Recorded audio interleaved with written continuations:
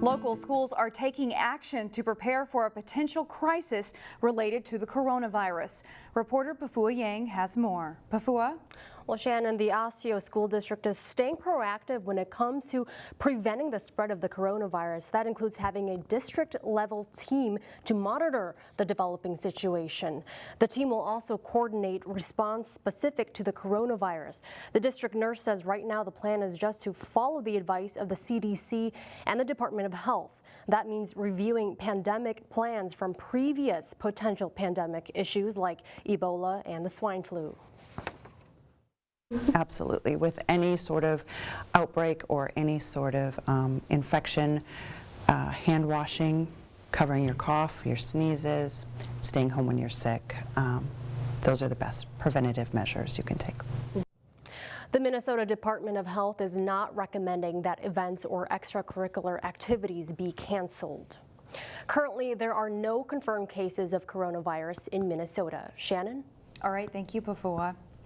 The Hennepin County District Court has approved a settlement between the Department of Human Rights and West Lutheran High School in Plymouth. The Department of Human Rights had sued the school last year, accusing it of failing to stop harassment of a 9th grade girl. The suit claimed multiple incidents of sexual harassment and assault that the school failed to act on during the 2014-2015 school year. According to the settlement, West Lutheran must enact significant system changes to prevent sexual harassment and bullying in the future.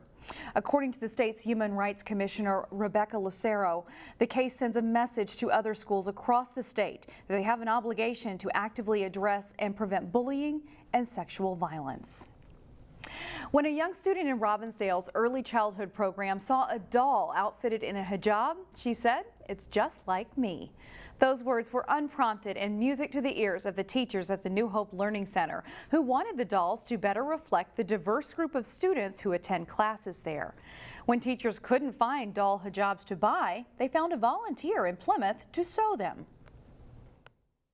For us to have students that wear hijabs that also can play with dolls that are wearing hijabs really adds to that feeling of kids feeling respected and seen and welcomed in our classrooms. The goal is to eventually have a hijab for one doll in each classroom at the New Hope Learning Center. Today's Weekend Showcase focuses on a play that is very appropriate for this time of year. Neil Persley has all the chilly details in today's Weekend Showcase.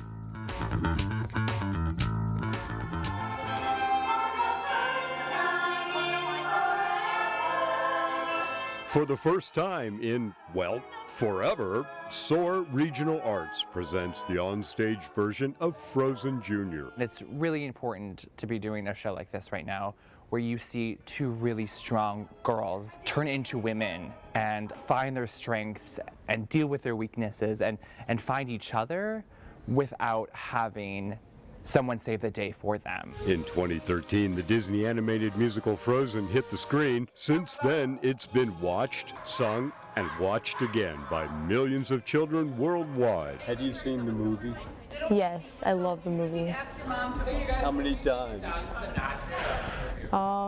Definitely too many to count. Multiple times in the movie theater. Once me and my sister watched it 3 times in 1 week at the movie theater. SOAR was founded in 2011 and is an acronym for St. Michael, Otsego, Albertville, and Rogers. Its mission is to provide performing arts learning opportunities and has found its reach growing. We have students that are coming to us from the Maple Grove, Robbinsdale, New Hope area, and as far west as the Montrose and Buffalo areas. Adela Johnson is in 3rd grade at Robbinsdale Spanish Immersion School. My favorite song that I get to sing would be Hijab. How come? Because it's really it's funny. The kids that come up from Robbinsdale and New Hope don't seem to mind. You feel like you're in a community with everybody else, like they're all your neighbors, even if you live really far away.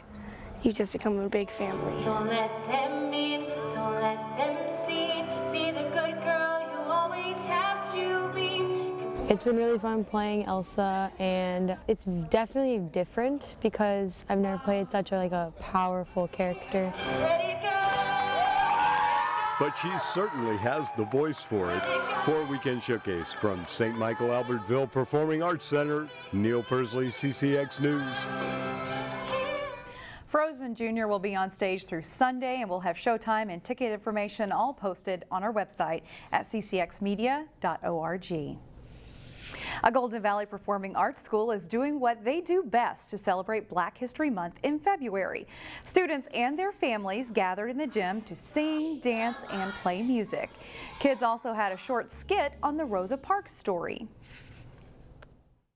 So getting students into that joy of what got us through certain tough times in the past and being able to make that connection to modern day. LoveWorks Academy is the only elementary and middle school performing arts school in Golden Valley. And as we go to break, we'll leave you with more performances from the LoveWorks students.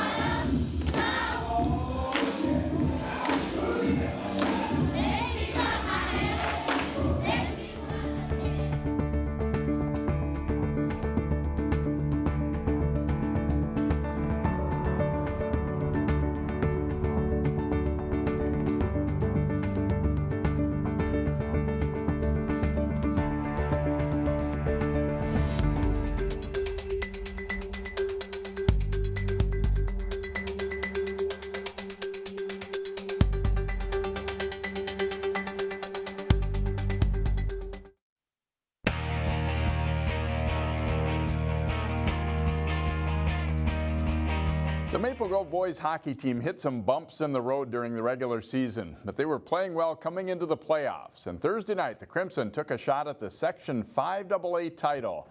They faced the Blaine Bengals for a third time this season. Scoreless late in the first period, Maple Grove gets a power play. Henry Nelson looks off the defender and snaps the point shot through for a 1-0 lead.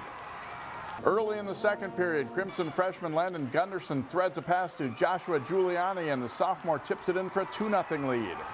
Third period, Blaine on a rush, but Jack Winicky is in perfect position to make the stop here. Blaine's Finn Loftus walks out of the corner and gets to the net, but Winicky stops this one as well.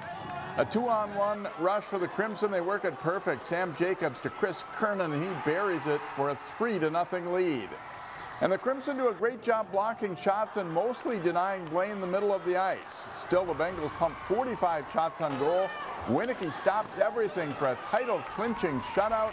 Maple Grove is Section 5AA champion with a 3-0 win.